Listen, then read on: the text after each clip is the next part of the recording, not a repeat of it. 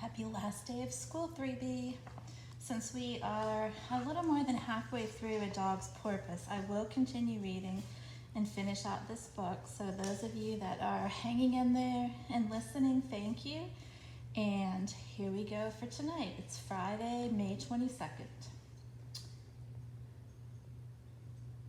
Lars loved everyone, and as far as he was concerned, everyone loved him until proven otherwise. There was always enough love to go around, but something had clearly happened to Natalie's father to make him forget that, and something else had happened tonight to make it even worse. Well, Lars would remind him.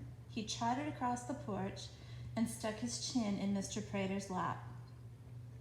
That way, Mr. Prater could pet him, which would make Mr. Prater feel better, and it would make Lars feel better. Being nice to people was the best. Mr. Prater didn't pet Lars. "Look at me," he said. "I'm talking to a dog. Now my co-workers won't talk to me, and my wife, well, she never talks to me. And when I tell Natalie what her mom told me tonight, Natalie won't talk to me either." "Which is why you should go," Mr. Prater said to Lars, forcing him to the back edge of the porch. "Just for a little bit. I wish it could be different." It could be different. Lars knew it could. But if years of being a stray had taught him one thing, it was not to stick around when your welcome had worn out. So slowly, sadly, he slinked down off the porch. "Hey, Lars," Natalie's father called out, and Lars turned around hopefully. "Be safe," Mr. Prater said, and then he went inside and shut the door behind him. Well, it had been nice while it lasted. Lars would just have to find Natalie sometime tomorrow after school. In the meantime, he padded down the street and tried to think. Where else in Ogunquit could he count on a warm bed or a friendly face? Just then, a breeze blew across the main road, kicking up a smell that gave Lars the exact answer he needed: the paints and pencils and buttered pastries of Nancy Jane. She was still out running her mysterious errands, but if Lars could find her, he bet he could find a place to stay for the night. As he followed her scent into town, he saw people walking the other way as they went home for the night, and he couldn't help but overhear snatches of their conversations as they passed. Curiously, they seemed to be talking about the very woman he was looking for. "Nancy Jane offered me a personal invitation," someone was saying, "for Friday night." "Me too," said their companion, "but she didn't tell me what I was invited to." "Me neither. She just said it was at the Coveside Cafe, and we're invited." This from someone else 5 minutes later walking past the back porch piano pub. Apparently, Nancy Jane had been busy inviting a lot of people, but she hadn't been so clear on the specifics. Lars was excited to have a new mystery to solve, especially since it meant people weren't talking about "that dog," someone said from across the town square. "Over there. He weirds me out, if you ask me. Where do you think he stays at night?" "I thought he was staying with the Praters," said someone else, "which is fine by me.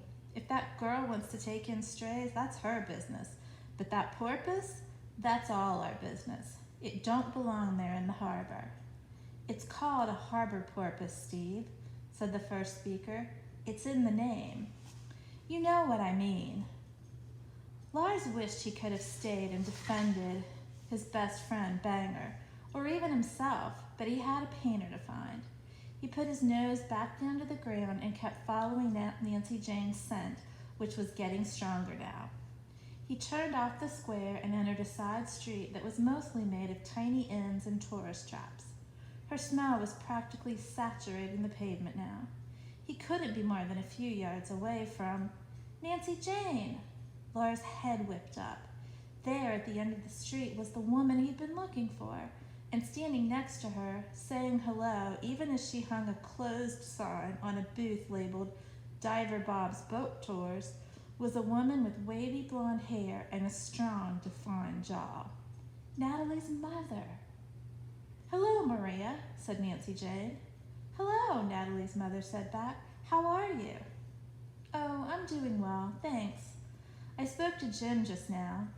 Nancy Jane paused, as if wondering whether to add more, and then decided to do so. And your daughter earlier. Natalie's mother folded her arms and bit her lip. How's she doing? She asked. Did she say anything? For someone who had made both Natalie and Mr. Prater so sad, she sure seemed nice, and nervous about what they thought of her. Nancy Jane regarded her as kindly as she regarded everyone. She misses you, Maria, said Nancy Jane.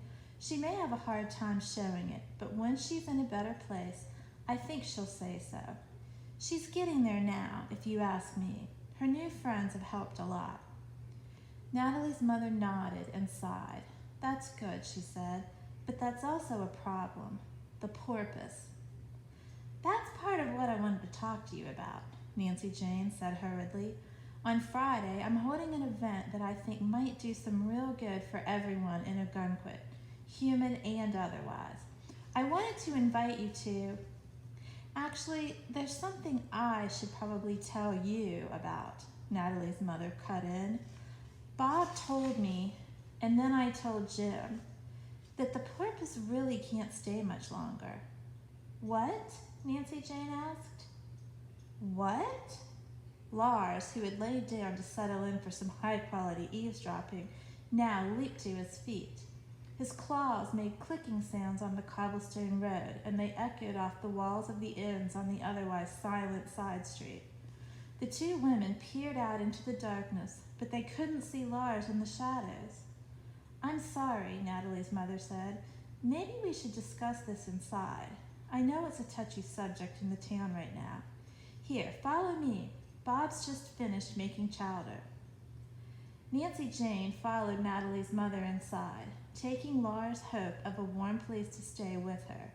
But Lars had bigger things to worry about now. He'd never gone down to the beach after dark before, at least not since that first night after the storm. But now he trotted there as fast as he could, thinking of the one person he wanted to talk to, the one person who might still be out and awake at this time of night in Ogunquit, a person who wasn't, technically speaking, a person at all. But when he got there, the beach was deserted, and he couldn't pick up a porpoise scent anywhere. What if Banger had already left?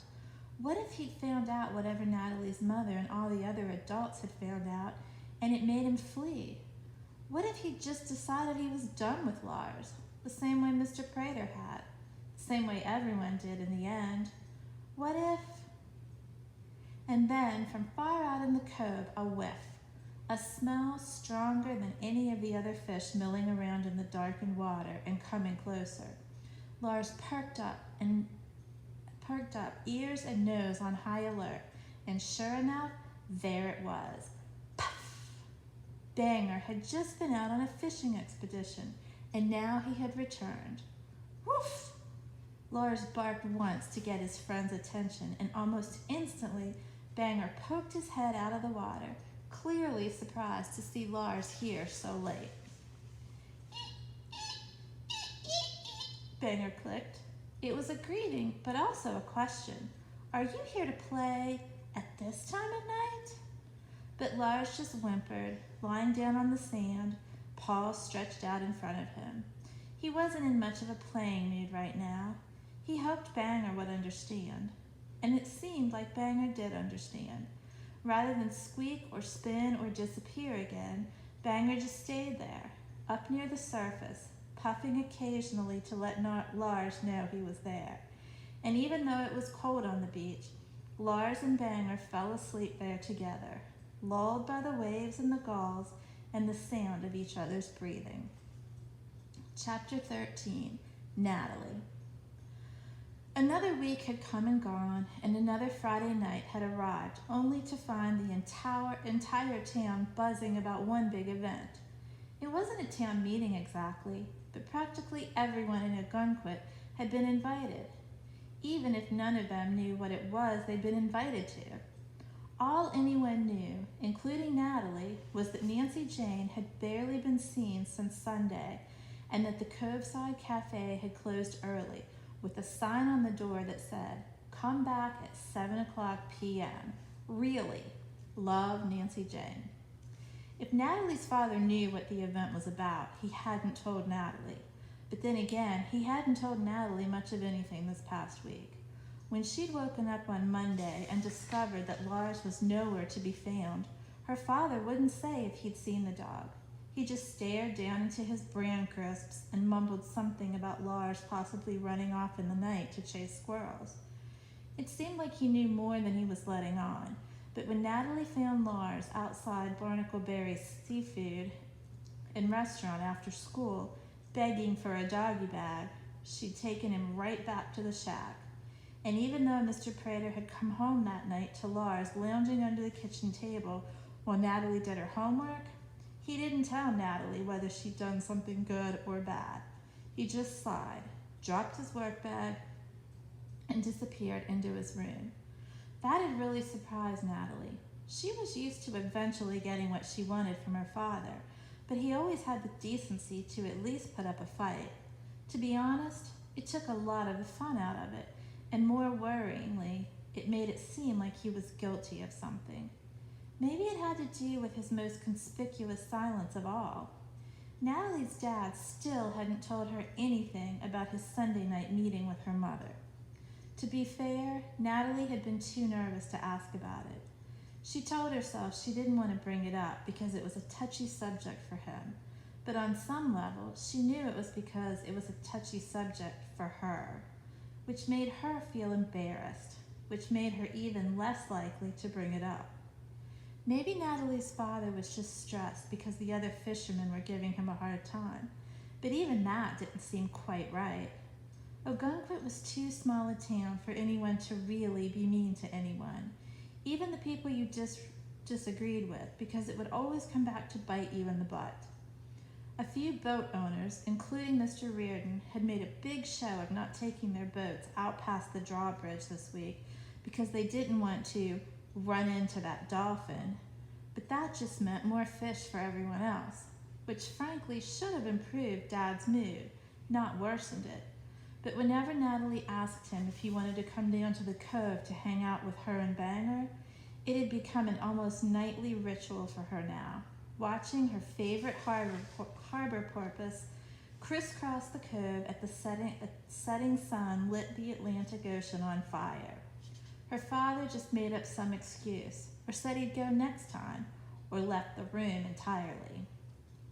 And now it was the day of Nancy Jane's big secret, and Natalie's father was acting strange, even as they walked down to the Coveside Cafe, Lars trotting happily next to Natalie on his leash.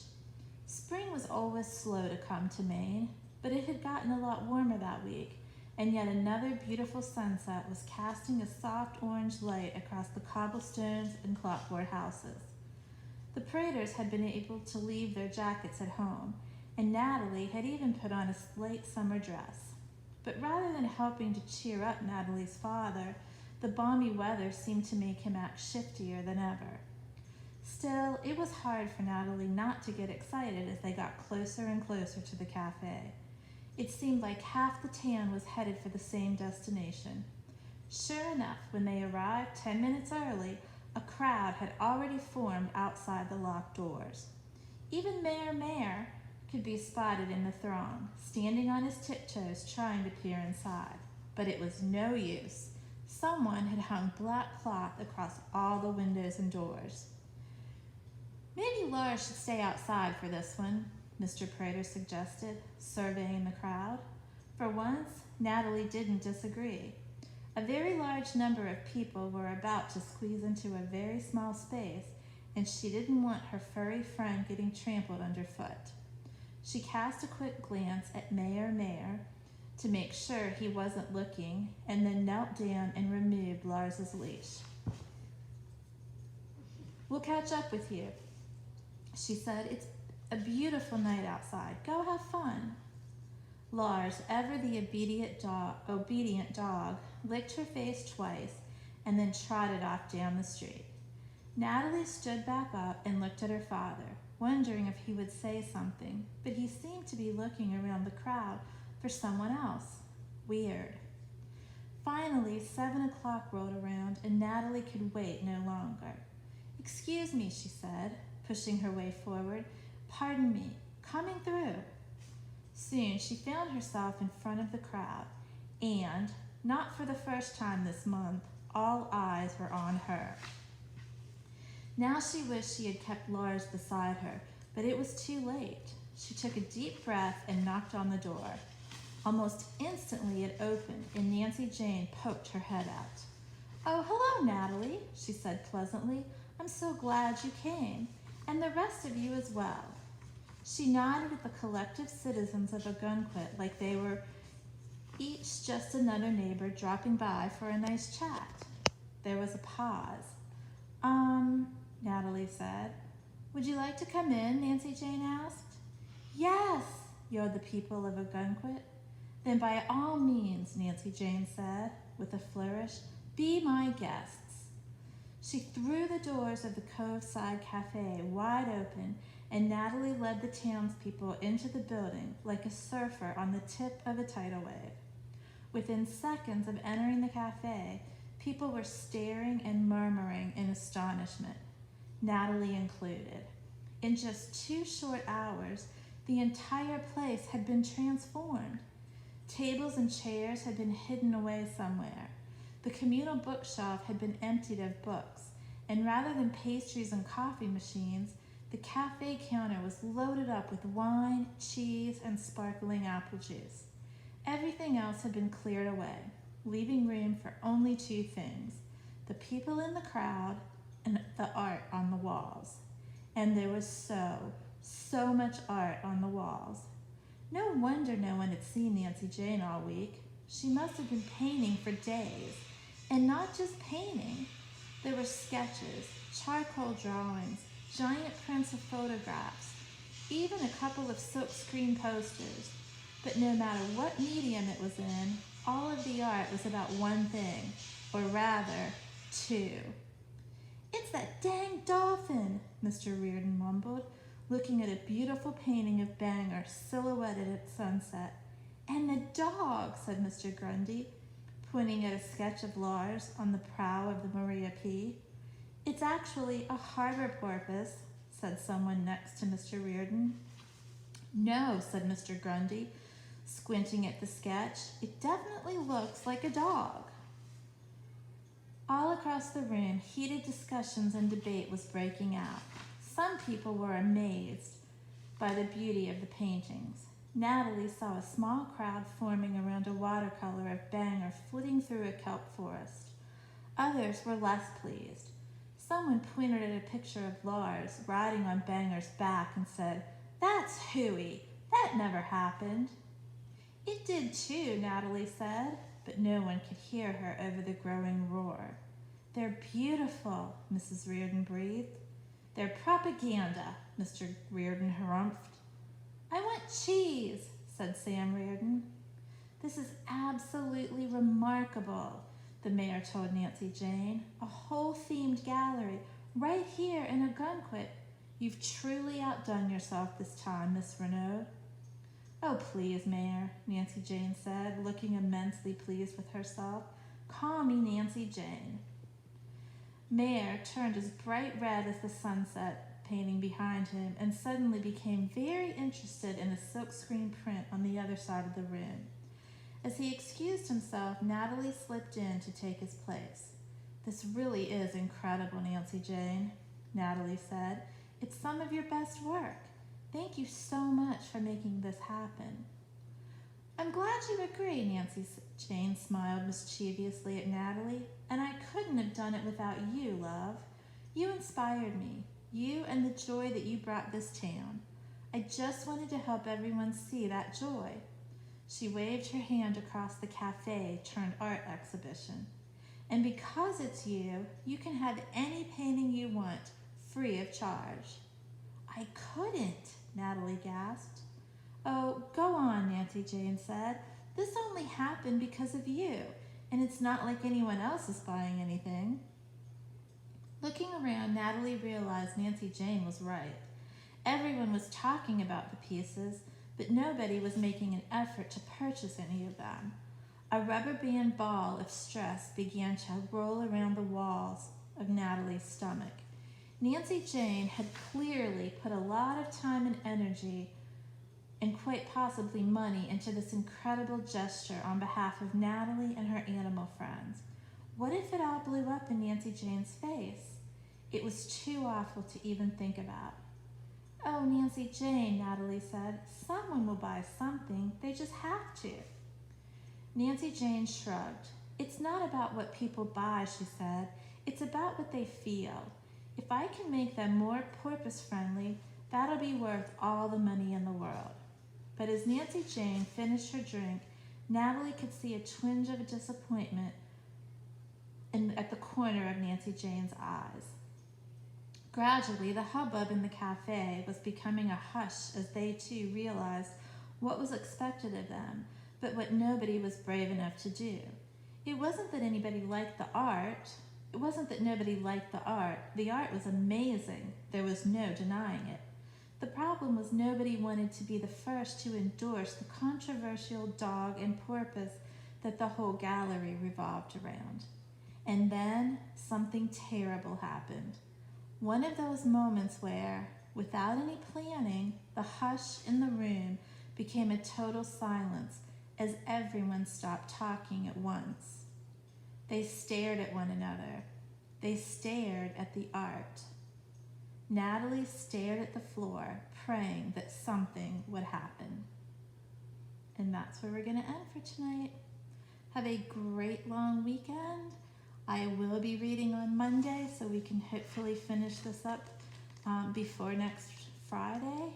And I will read again then. Have a great weekend. Love you. Good night.